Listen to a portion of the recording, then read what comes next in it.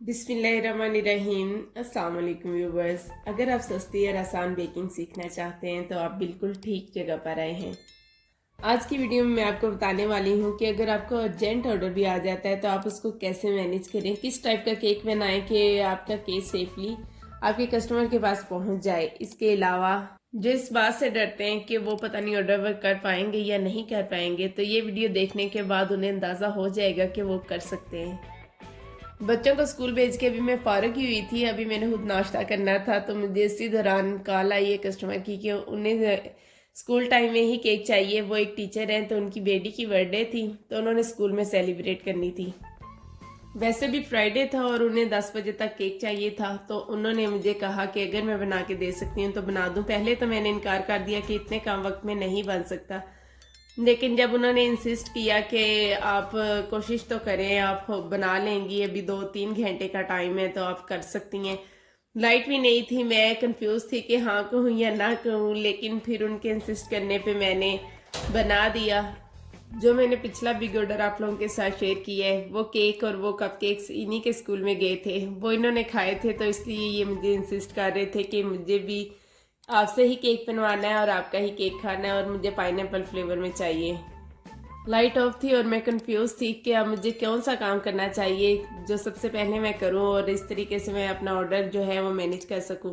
पहले मैंने 8 इंच के 2 पैन ग्रीस करके उनमें बटर पेपर लगा के रख लिया, लेकिन फिर जैसे ही लाइट नहीं आ रही थी तो मैं इस बात पे कंफ्यूज थी कि मैं कैसे मैनेज करूंगी इतने कम वक्त में। अगर मैं हाइट में केक बनाती हूँ तो वो इम्बैलेंस हो सकता है। तो फिर मैंने उन दोनों पैन्स को साइड पे किया और मैंने 11 इंच का केक पैन जो था उससे ग्रीस किया, उसके अंदर बटर पेपर लगाया और साथ ही मैंने यूपीएस पे ही बैटर बनाना शुरू कर दिया। 8 अंडों से जो मेरी 1 पाउंड की रेसिपी मेरे चैनल पे मौजूद है, मैं लिंक भी डिस्क्रिप्शन में दे दूंगी। उसी रेसिपी को मैंने डबल करके तो मैंने ये जो था 11 इंच के केक मोल्ड में बेक किया है। पतीले में ही मैंने इसको बेक किया और फिर थोड़ी सी आंच मैंने मीडियम कर दी कि जल्दी बेक हो जाएगा। तो उस वजह से आपने देखा होगा किनारे जो मुझे रिमूव करने पड़े, नीचे वाली लेयर भी मुझे रिमूव करनी पड़ी है, लेकिन चूंकि स्पंज मेरा थोड़ा सा बड़े साइज का होता है इसलिए मुझे ये लेयर्स वगैरह रिमूव करते हुए ये टेंशन नहीं होती कि वेट कम हो जाएगा बेक करते हुए। और स्पॉन्ज जो था वो मैंने आपको इसलिए नहीं दिखाया क्योंकि मेरे मोबाइल की बैटरी बहुत ज़्यादा डेड थी कि वीडियो शूट नहीं हो सकती थी। तो फिर यहाँ तक जब मैंने कर लिया काम और उस दौरान मुझे ये सोचना था कि मुझे डेकोरेशन कैसी करनी है, तो जब तक केक बेक हो रहा था उसी दौरान मैंने बहुत सी डेकोरेशन सोची। समझ में नहीं आ रहा था कि मुझे कौन सी डेकोरेशन करनी है। जो उनकी बेटी के हवाले से भी हो, उन्होंने मुझे कोई पिक्चर वगैरह सेंड नहीं की थी, बस मेरी ही चॉइस पे मुझे छोड़ दिया था। तो फिर मुझे कुछ ऐसा करना था क्योंकि उनका फर्स्ट ऑर्डर था, तो फर्स्ट टाइम वो मुझसे कह रही थी, तो मुझे कुछ ऐसा करना था कि उन्हें पसंद आ जाए।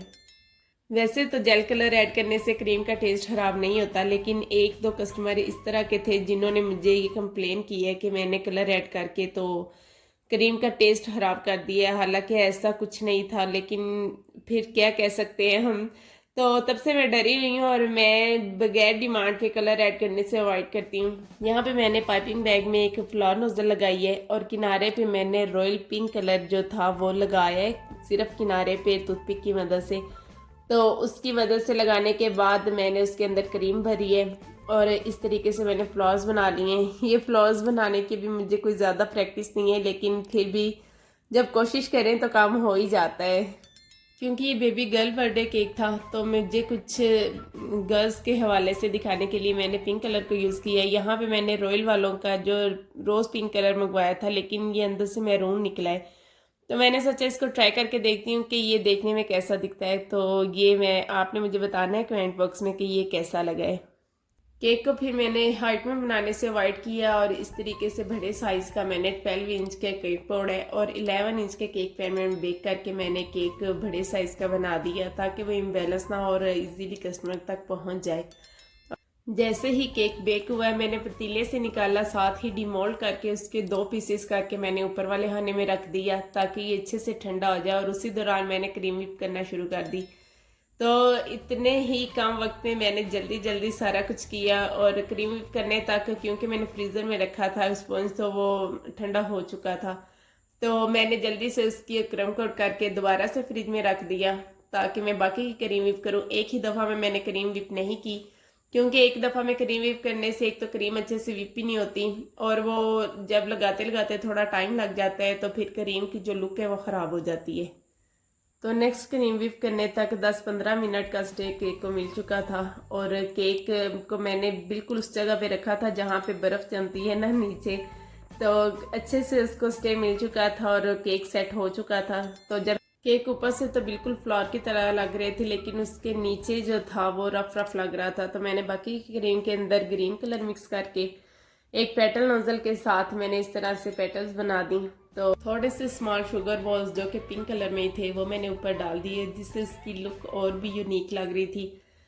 तो फाइनली हमारा मज़ेदार सा और यूनिक सा केक तैयार है, और अनएक्सपेक्टेड मुझे तवक्को नहीं थी कि इतना मैं अच्छा बना पाऊंगी, लेकिन शायद ये मुझे अच्छा लग रहा है क्योंकि मैंने अर्जेंट बनाया है, और कस्टमर का रिव्यू भी आप लोगों के साथ शेयर करने वाली हूँ। तो नेक्स्ट वीडियो तक अल्लाह हाफिज़।